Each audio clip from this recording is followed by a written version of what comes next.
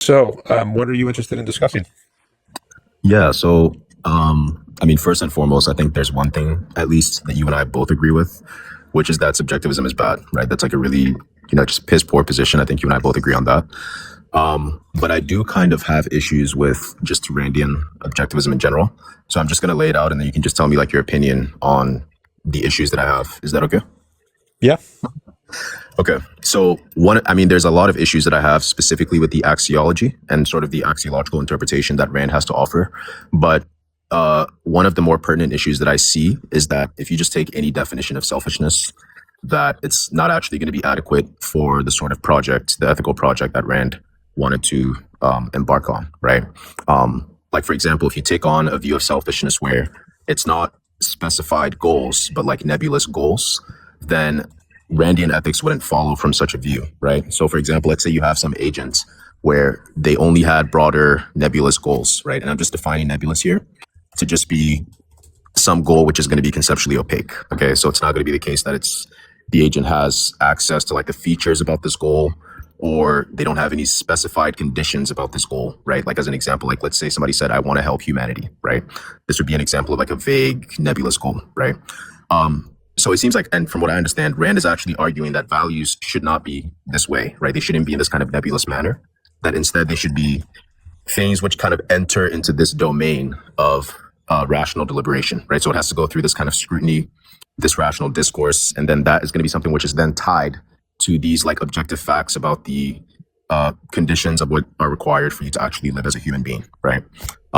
So I guess my question for you is that how are you going to motivate the premise, for example, that like in order for some agent to have some goal, and tell me if you agree or disagree with this, that they have to specify the conditions like for the goal and then in turn act on that deliberative process.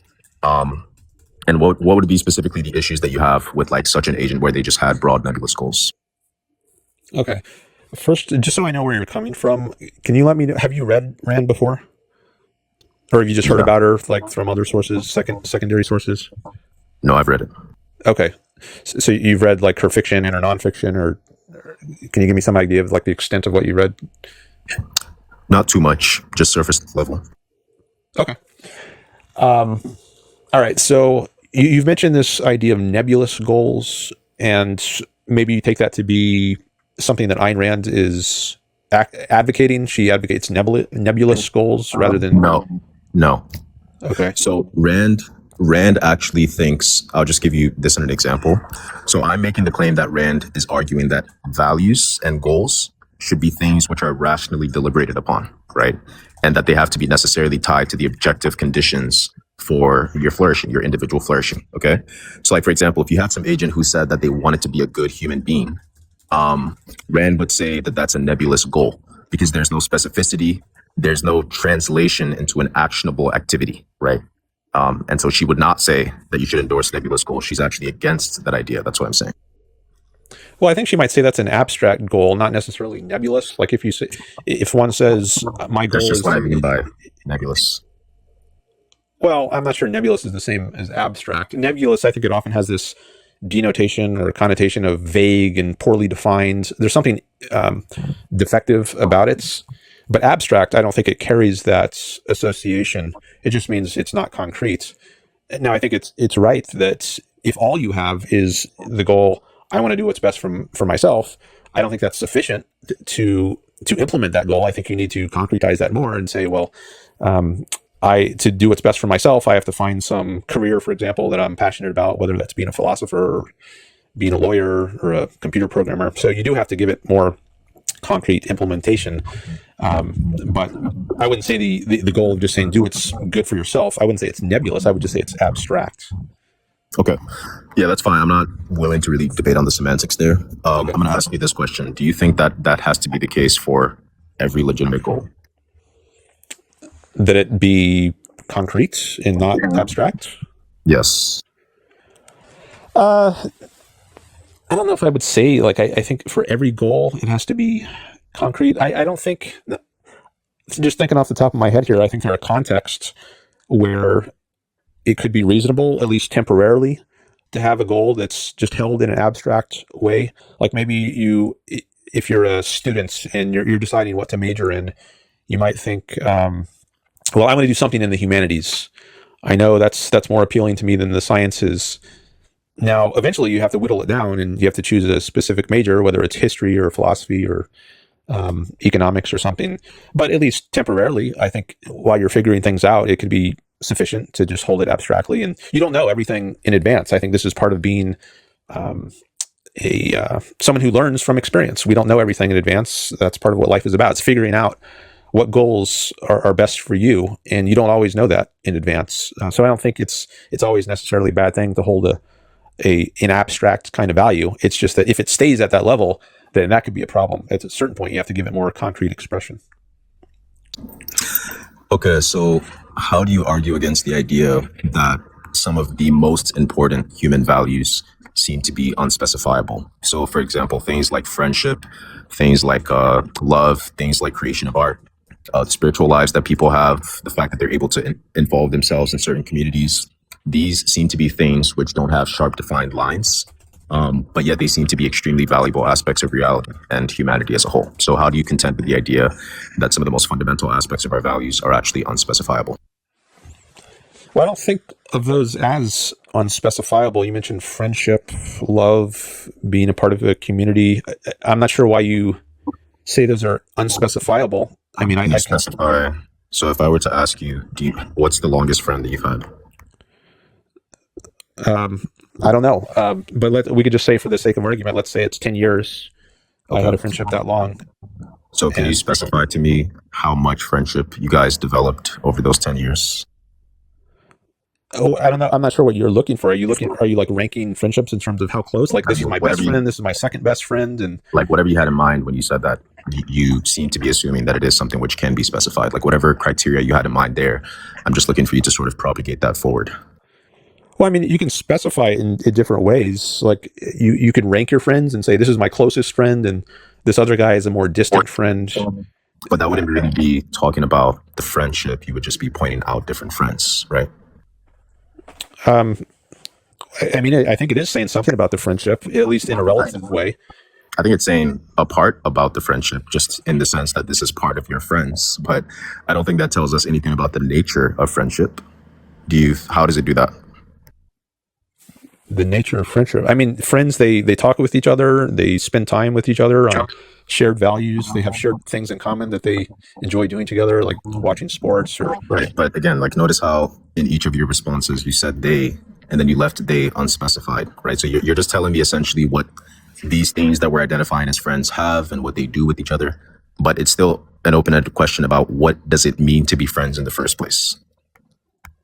So are you asking for a definition of friendship? I don't think that there is one.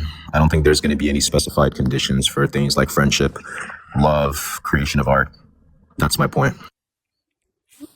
Okay, you don't think there is a definition of friendship, love? Now, not one that's going to be inclusive of everything that we want to call friendship. Okay. Like, I think you can attempt, and let me clear up what I'm saying here. I think you can sort of attempt to give definitions of what a friend is, but I think a lot of the definitions fail to counter examples and intuitive like reductios and whatnot. Like when you actually like think about the definition, most people, when they define what a friend is, they're not actively deliberating over like the consequences of the definition. They just go with it because they don't care too much to rationally deliberate on the definition. But if you were to actually do that, you'll realize that a lot of the definitions fail. Okay, so I'm just trying to get a feel for your overall view. I mean, is it your view that any definitions are impossible? Like you're against definitions completely, or is it more restricted than that, or what? No, I think you can define friendship ostensibly, which is kind of like what you were doing. And I think that's kind of like the most effective way to do so. But when I say that I don't think there's a definition, I'm saying I don't think there's any joint necessary and sufficient conditions such that if something were to satisfy these, it would be considered a friendship. I don't think you're going to be able to point to me something like an essential feature of all friendships, right? Because I think every single friendship is going to be different. It's going to be unique to the people who are friends with each other. Okay. Well, I'm wondering now if this is even specific to Rand. It seems like maybe you have an I can objection explain the of connection. an epistemological sort to anyone who thinks that there are definitions of anything in terms of necessary and Oh no, I sufficient don't. conditions. Yeah, I don't think that. So this is not something that I'm saying is an issue for like the broad majority of views, and I can explain how this especially ties to Rand. It's a pushback on the assumption that is made on the analysis of what is considered a genuine goal in the first place. Because if you recall, you said a moment ago that what counts as a genuine goal is when it's like specified and then it's translated into actionable events, right? Or actionable activity, let's just say. And so if you have some nebulous goal, like I want to help humanity, if you have some nebulous goal, like, I don't know, whatever, I want to be a doctor or something without specifying like how exactly you're going to reach that goal, Rand is going to discard that and say you're essentially just you're substituting kind of feelings and emotions that you might have, but you're not actually talking about a value because what you're talking about has not been yet translated into something actionable. And so what I'm doing is pushing back on that assumption. And I'm saying, no, a lot of our most fundamental values, things like friendship, love, the art that we create in communities, the fact that we're involved in communities are unspecifiable, right? Like those things are not going to have any specified joint necessary and sufficient conditions, yet we find them to be extremely valuable. And so if that's the case, then either Rand is saying something which is incommensurate with the vast majority of just, human community, or there's like some motivation to accept her analysis as opposed to mine. Okay. So we could look up a dictionary definition of friendship, and I don't think Rand had. Sometimes she did formulate her own definition of certain terms. I don't believe she did that in the case of friendship, but I also don't know that she would have any problem with just a regular definition of friendship in a dictionary. So I'm wondering, like if we looked up that and we just consider what that was. I don't think that's going to be enough. Okay, so you think there's no definition other than ostension, just pointing to two examples that one could give of friendship. And I'm not saying that it's like literally logically impossible or something. I'm saying that it's like highly unlikely that the concept of friendship is something which is sharply definable in terms of joint necessary and sufficient conditions, right? I think there's concepts that do have that feature. Like, for example, think about the concept of a bachelor, right? A bachelor has sharply defined joint necessary and sufficient terms, right? In order to be a bachelor, you must satisfy both being a man and being unmarried, right? You have to satisfy both of those things in order to be a bachelor. But when it comes to friendship, there are no such specified conditions, right? Yet we find extreme and intense value in that very thing, right? Which means that there's something either problematic with Rand's analysis or her analysis is actually correct and there's some motivation for it. But if you think there is, then I'd just be interested to hear what that is. okay, I'm not ready to go to tie this all to Rand yet. I'm still getting the sense that you have some kind of objection that is not specific to Rand, but let me explore this example and bounce it off you, see what you think. So, Rand gives this example in her book, Introduction to Objectivist Epistemology, of how definitions can evolve as we become aware of more things. Like, for example, a child as a toddler, its first definition, even if maybe it doesn't use explicit words for this, but if it put into explicit words the implicit operating definition it was working with of what a man is or what a human being is, it might say something like something that moves and makes sounds. That might be the first definition of a toddler for a human being, something that moves and makes sounds. But then maybe it observes some other things like cats and dogs, which also move and make sounds, and then it revises its definition. And now maybe its working definition is something that moves on two legs and has no feathers. And that way, it's now defined its concept in a way that distinguishes it from cats and dogs, because it's got moves on two legs, and also from birds, since it's got a featherless biped. I think this is to make it a little more brief. A featherless biped, that's the new working definition of man. But then maybe later the child encounters gorillas and chimpanzees and monkeys, which also don't have feathers, but they do move around on two legs. So featherless biped no longer suffices as a definition, so you revise the definition again, and maybe eventually you get to something like Aristotle's definition, the rational animal, because the monkeys, they don't have reason, at least not in the way that human beings do. Like, we can invent technology using our amazing rational capacity So we can invent the internet and computers like we're using right now. A monkey can't do that, right? So now the distinguishing characteristic is rationality. So as your context evolves and you become aware of more things, your definition evolves along with that context. Yeah, that's fine. I can, yeah, that's fine. I'm willing to grant you the idea that like definitions change over time. There's really two ideas that I'm trying to propagate here, right? So the first idea is that you can actually have a goal which is valuable, but yet vague at the same time, in the sense that it's not clearly specified what the conditions are and like how exactly this like value that you have in mind is going to be something which directly translates into action.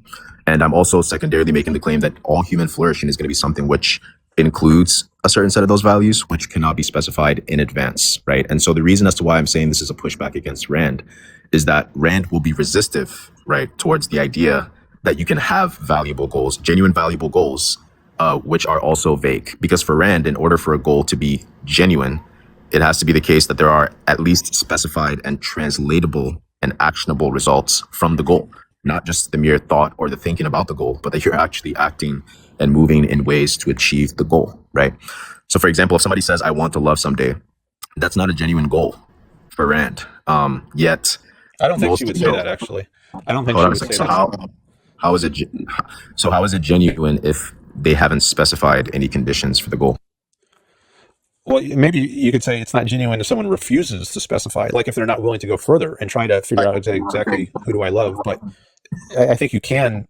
I think she's fine with holding values in an abstract way. It's just that that's not sufficient. You temporarily, okay, that's fine, but eventually you have to specify them. Yes, yeah, exactly. So this is exactly what I'm resisting toward is like, why is it not sufficient without sort of begging the question? And I'm taking begging the question to be the sort of, it's an informal fallacy in rhetoric, essentially, where like any set of reasons that you're employing for a specific premise will be something which is parasitic on the conclusion, right? So are you able to actually deliver some sort of argument as to why it wouldn't be enough to just say, to just have the nebulous goal as opposed to the specified goals?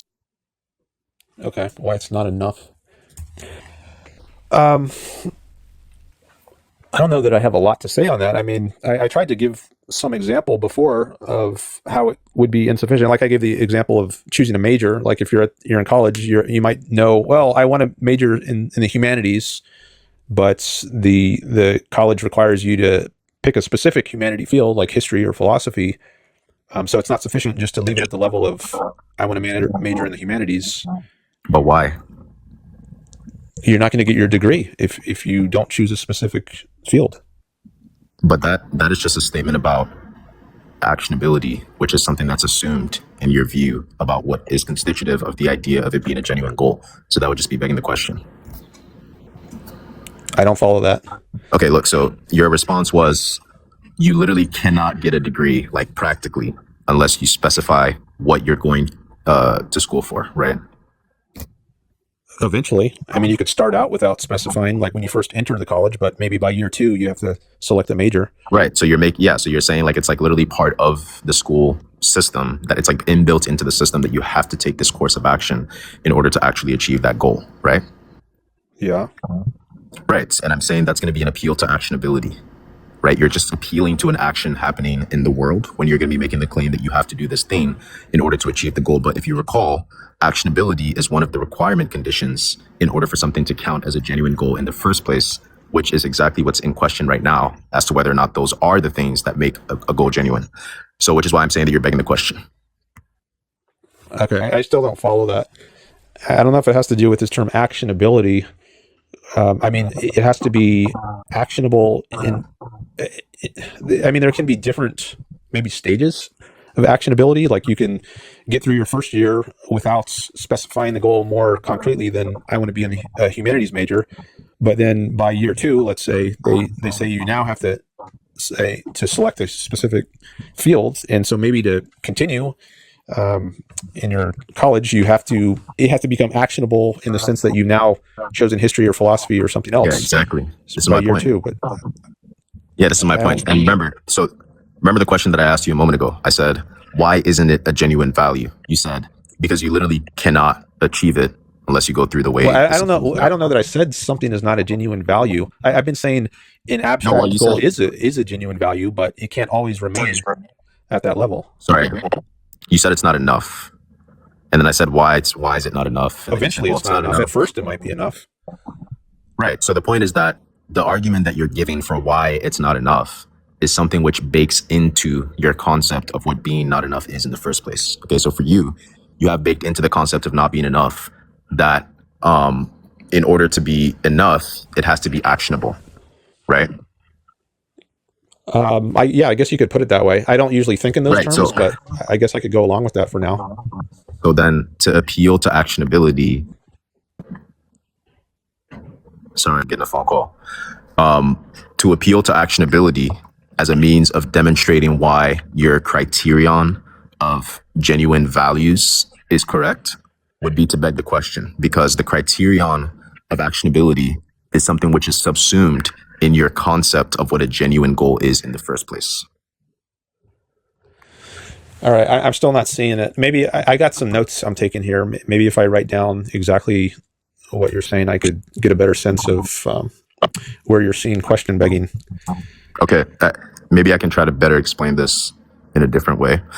So imagine if like somebody was attempting to explain like why human beings have true beliefs. Okay.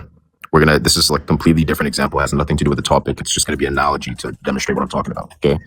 So I wanna pretty much prove the claim that human beings have true beliefs. And then I make a hypothesis to predict certain things which might confirm or not confirm my hypothesis, right? So then what I do is I look out into the world and I say, oh, well, when you look out throughout human history, human beings evolved to have true beliefs because it was conducive to their survival. And so that's why human beings have true beliefs, right? Notice how in the evidence which I appeal to, right, it was something which subsumed true beliefs within it as a means of proving why we have true beliefs in the first place. Okay, so I didn't actually say anything about why human beings have true beliefs. I just subsumed it in my quote unquote evidence and then delivered it to you, pretending as if it was somehow proving the claim that human beings have true beliefs. So similarly, when you say in order for a goal to be genuine, that it has to be actionable, when I give you a counterexample and then you say, oh, well, the counterexample is not genuine because it's not actionable, that would be to beg the question, because you're assuming that in order for it to be genuine, it has to be actionable in the first place. All right, I wrote this down. According to you, I said for a goal to be genuine, it has to be actionable. Now, I think I put on some kind of addendum or qualifier to that was to the effect of, well, it has to be actionable at a certain point. Like when you hit a certain stage, I mean, there are stages to this. So I'm not sure that I would want to sign on to the formulation that for a goal to be genuine, it has to be actionable without any kind of qualifier. I might want to say at a certain point, it has to be actionable. So you're adding a qualification of that at a certain point. So how does adding the qualification diffuse the claim of the reasoning that you're offering, that you're propagating here for the concept of genuine values being something parasitic on your very notion of what a genuine value is? How is it sort of diffusing that claim? I'm not even clear on what the question is. Okay, maybe where the potential parasitism is. It's in the idea that in order that your rejection of my counterexample, where I say that the statement "I want to help humanity" is a genuine value, you're saying no, it's not a genuine value because that's not an actionable. No, I'm not. I'm not saying it's not a genuine value. I'm just saying it's an abstract value. Yeah, sure, whatever. It's an abstract value. Well, I think those are completely different. It's not like whatever. No, I'd say like I'm willing to grant the term abstract instead of genuine here. Like that's completely fine with me. The substitution there doesn't really change much about the point that I'm making here. So yeah, so if we say like those types of, like if I say I want to help humanity someday, that would be an abstract value. But if I were to say I want to help humanity someday, so I'm going to go to this location at 8 a.m. tomorrow and donate $100, that would be a genuine value, right? It would also be a genuine value. It's not that the first wasn't. I would say both the I want to help humanity is a genuine value, and I want to go to this place at 8 a.m. tomorrow. That is also a genuine What makes value. a value genuine?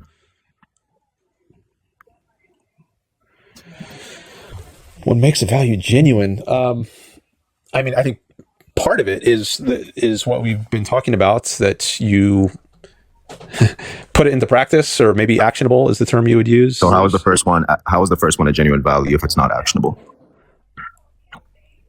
I don't think it's not actionable. It's not. Saying I want to help humanity someday is not actionable. And by the way, you just walked right into my point. So I predicted this conversation 10 minutes ago, like what you just said. I predicted that like 5 minutes ago. This is exactly the point that I was making the whole time, is that your notion of genuine value is something which has actionability subsumed within it, right? So notice how when I asked you a moment ago, what is a genuine value? The first thing that you said was it has to be actionable. That was my point. Well, I mean, there's different senses to actionable. So maybe in a sense, the abstract value is actionable, and in a sense, it's not. Wait, hold on a second. So I'm not talking about like the different types of actionability. I'm saying in what sense is the first statement genuine given that it's not actionable? Well, I don't grant that it's just blanketly not actionable. I think in a sense it is actionable. I don't know. Okay, so how is it actionable? Like let's use a more abstract example. If I say I wish that everybody admired me, is that actionable? Maybe in a sense. You can't say that because that entirely depends on other people. That was the point of the example, was that it's an instance where the action is completely separate from your desires. This is okay, look, maybe I feel like I'm like 10 steps ahead. I'm not even joking, bro. Like, yo. Sorry, my bad. I don't know if that was intended to be condescension. No, sorry. I shouldn't have said that. It's my bad. Well, how about I take a little chat break? Let me see what's going on in there. Sure. I can like repeat the example again just to kind of get back on track here. All right. So the example here is just somebody utters the claim that I wish everybody admired me or took admiration of me. Now, the dispute here is whether or not this is going to be a nebulous goal or a non-nebulous goal, right? So I'm on the side that it's nebulous in the sense that the content of the belief or the content of the desire is something which entirely relies on other people, right? External agents. And so it cannot even be something which can be translated into actionability in the first person sense, which is something which apparently is a requirement condition in order for a goal to be genuine from the onset. And so my question to you is, in what sense is the phrase, I want everyone to admire me, actionable? All right. There's a lot there. Let me see if I can say something. First of all, maybe I should say I don't think that's a good goal to have everyone admire you. But maybe you can just set that aside. If that is your goal, Peter Keating might be an example of this. He's a character in Ayn Rand's novel, The Fountainhead. He wants other people to like him. So if that is your goal, is it actionable? Well, I mean, I guess you could, in some sense, it's actionable. You could find out what other people admire, and let's say they admire someone who is makes a lot of money, and then you could say, oh, well, a lot of people will admire someone who makes a lot of money, so I guess maybe an action I can take is to make a lot of money. So it's in some sense it's actionable. Now maybe there's other people who have a contradictory value system, and they think it's good to give away your money. Maybe they're very Christian and they think it's good to be like Jesus and give away your material possessions and be poor. And now you've got a conflict on your hands. You don't know whether you should make a lot of money or give away all your money, because you can't. I guess this is at least one reason why I think it's an irrational goal to try to make everyone admire you, because people have contradictory things that they admire. Yeah. I think but that's there's some kind of action you could take to satisfy at least some of the people, some of the time. But let me just pause there. Sounds like let me just say this, which is that I agree with what you're saying to some degree. So I agree with you in the sense that there are actions that people could take, right, to achieve this goal, right? But I think that's going to be a fundamentally different question than whether or not the goal as a concept is something which is actionable in the sense that you have in mind, right? Because, and correct me if I'm wrong here, I'm interpreting your understanding of actionability to be something which is understood in the first person sense, right? In the sense that the agent is acting for the sake of themselves, right? Well, I think I'm an egoist, so I think the agent should act for his own sake. But you could be an altruist and think that it's good to act for the sake of others. And I think in both the case of the egoist and the altruist, there's at least some sense in which they could both hold actionable goals. Well, but my point is that um, if you're defining actionability in this first person sense, in the sense that it has to be for the sake of some goal that fulfills your rational self interests, then when you have a case where the content of the statement fundamentally depends on people outside of yourself, it's not even coherent to call that actionable on your definition. I'm not sure why. Here's an example, Because which I'm curious.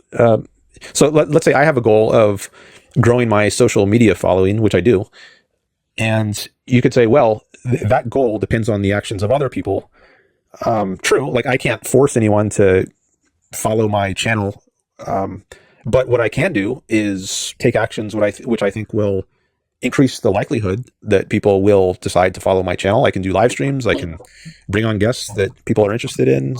So there's a sense in which even if achieving some goal is not entirely within my hands, I can still do things.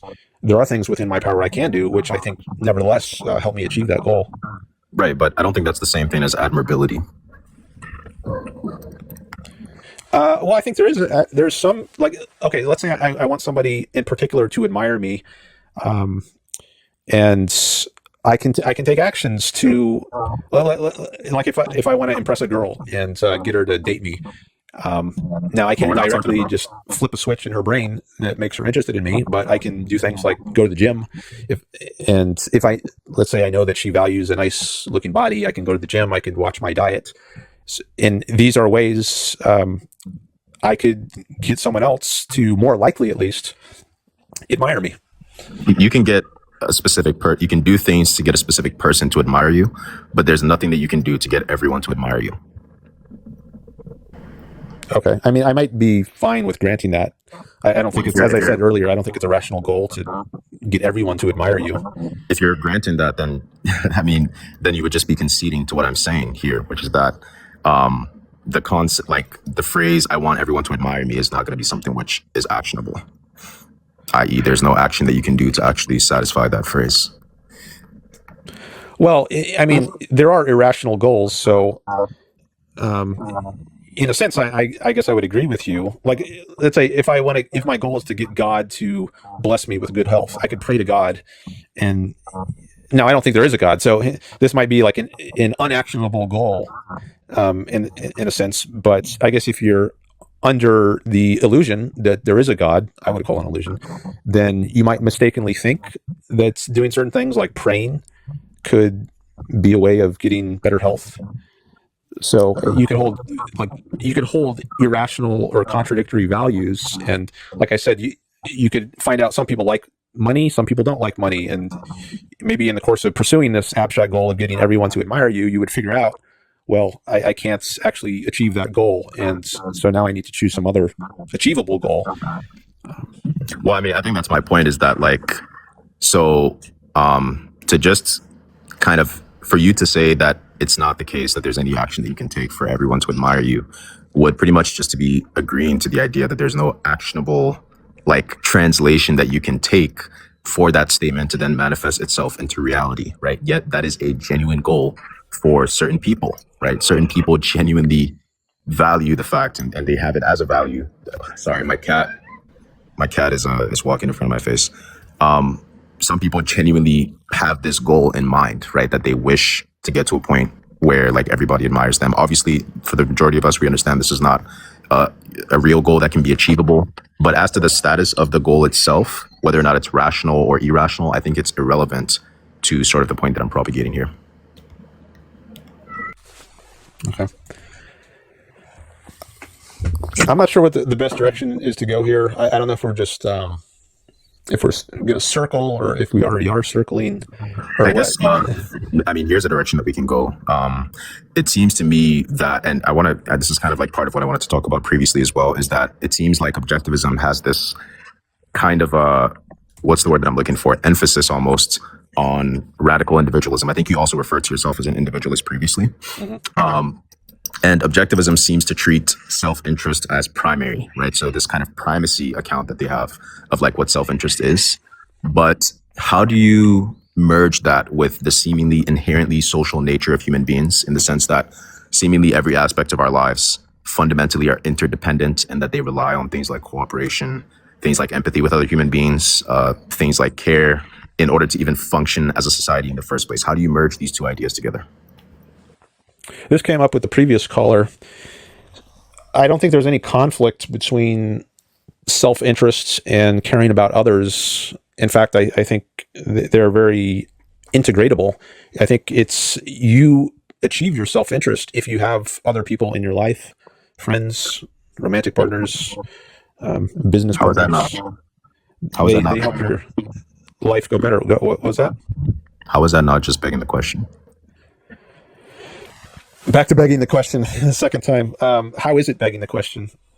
Because it seems like you're just asserting that the reason why I'm involving myself in a community is because it fulfills my rational self-interests. But I'm how not can you? assuming that. I think it should be the reason someone does it, But do you but think it it doesn't is the have to be reason? the reason.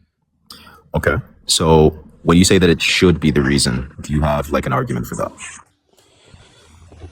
Well, I think if you accept as a premise that it's good to pursue your self-interest, I think it follows through that. It follows from that you should find a society, a certain kind of society at least. I don't think every society is going to be in your self-interest to join. Like if you're a Jew in Nazi Germany, it's probably in your self-interest to get away from that society. But if you can find a society that respects people's rights and like Israel or the United States, not that they're perfect, but I think they respect rights much better than a society like Nazi Germany, then I think it's in your interest to join that type of society because I think you'll be much more able to achieve your goals, your rational goals, than if you're subject to force and coercion, authoritarianism. Give me 1 second. All right. Can you repeat the last point that you made? Sorry, I had to go take care of something. Let's see. I was saying that it's in your self-interests to join certain kinds of societies. Not if you're a Jew in Nazi Germany, that's a bad society for you. But if you can find a society like the U.S. or Israel, which is relatively good at respecting rights, I think, then it is in your self-interest to join that society because you're more able to achieve your goals, your rational goals, and your happiness, I would say. So, I guess I can just ask you a series of questions. Like, is value, on your view, determined on the basis of goal-oriented action? Well,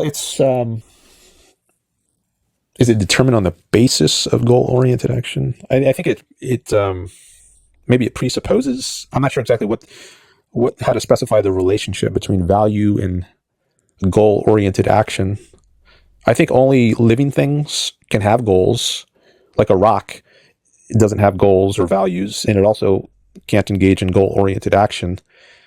So this is a point Rand makes in Atlas Shrugged and the Objectivist Ethics.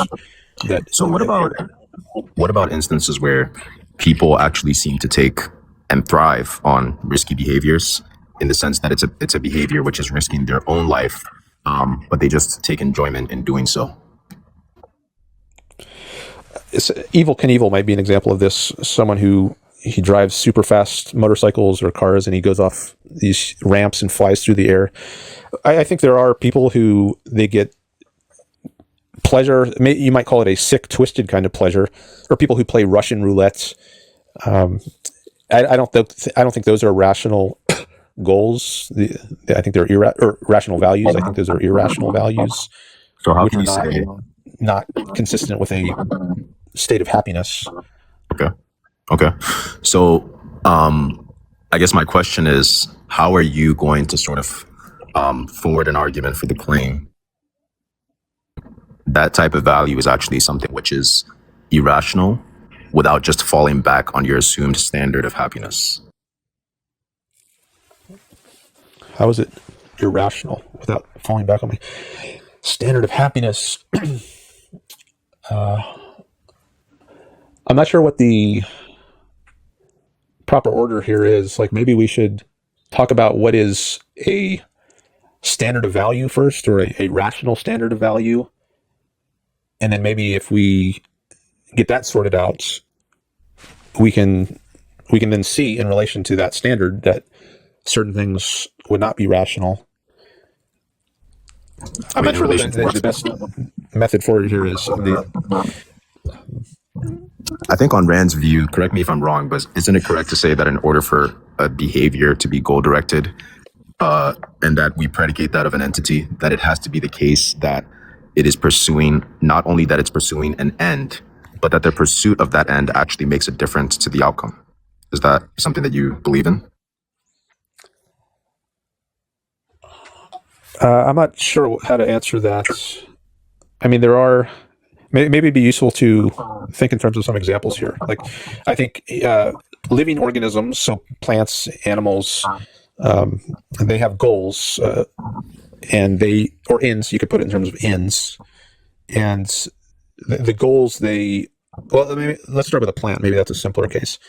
You could say that the plants is pursuing sunlight and water, and these ends make a difference to the plants in that they enable it to continue surviving. This is a circular view. Okay. I don't even know if I finished getting the view out yet. I was kind of in the midst of explaining it, but if you want to jump in now, go ahead.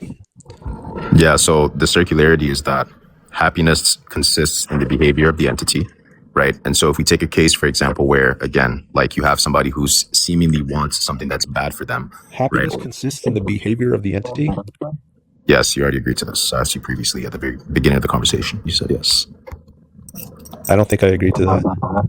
You did, and it's recorded. All right. Well, people can rewind the VOD and see if I said that happiness consists in the behavior of an entity. I mean, how could you even disagree with that as a Randian? I'm actually curious. I think behavior is relevant to happiness, but I don't think that's exactly the same as saying happiness consists in the behavior of an entity. Can something that doesn't behave achieve happiness? Like a rock? Also, the issue of whether that follows from being a Randian is different from the issue of whether I actually said that earlier in the call.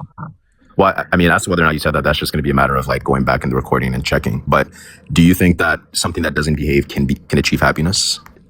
Something that doesn't behave? Yes. What do you mean by behave? You mean act in accordance with some principle, or just act, period? Or what exactly? Yeah, act in accordance with some principle. I don't think, I mean, I feel like kind of we're dealing with sort of floaty concepts here, but I guess just to take a first stab at it, I don't think you can just act without some kind of guidance in your action and be successful. Like if you just act blindly, act on whim without thinking about the consequences of what you're doing, and in order that's a recipe for happiness. Right. And in order to live up to the standard of happiness, you have to be behaving in specific ways, right? Yeah.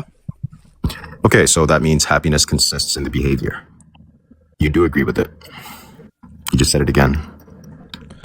I think the behavior is a necessary condition, but that's what consists. Happiness is also it's an emotion. Okay, that doesn't mention experience. I'm not talking about that sense of, I'm just not talking about that sense of happiness. I'm talking about the Randian sense of happiness, not the fleeting feeling emotion that you get when you eat ice cream. I'm talking about the actual like objective living conditions for your individual flourishing in the Randian sense, right? So, well, the Randian sense of happiness includes emotion and experience. It might include it, but that's not the primary sense that she's speaking from when she talks about happiness. She's not talking about the emotional aspect as a primary.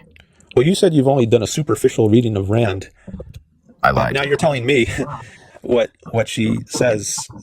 Maybe you're right. Maybe I got this one wrong, but I've been studying her for decades, and I think I know that it's important to her view that happiness has an emotional component. Yeah, so first of all, I lied. I actually have read a lot of Rand. I'll actually just quote you a direct quote right here from Rand. Quote, goal-directed behavior is possible only because of an entity's action, its pursuit of a certain end, and that it can make a difference to the outcome. So this is what I'm saying. Okay, well, that didn't say anything about happiness, or did I miss that? No, what that just said is that goal-directed behavior is only possible because of action. Okay, well, we were just talking about happiness, and it seems like you're switching to a different point. And you also said you lied. You think? I don't know if I want to carry on the conversation if you're going to lie. I mean, if you're willing to drop the entire conversation because I lied about how much I've read, then that's your prerogative. I don't know. It at least makes me wonder. It's up to you. I mean, just let me know, I guess.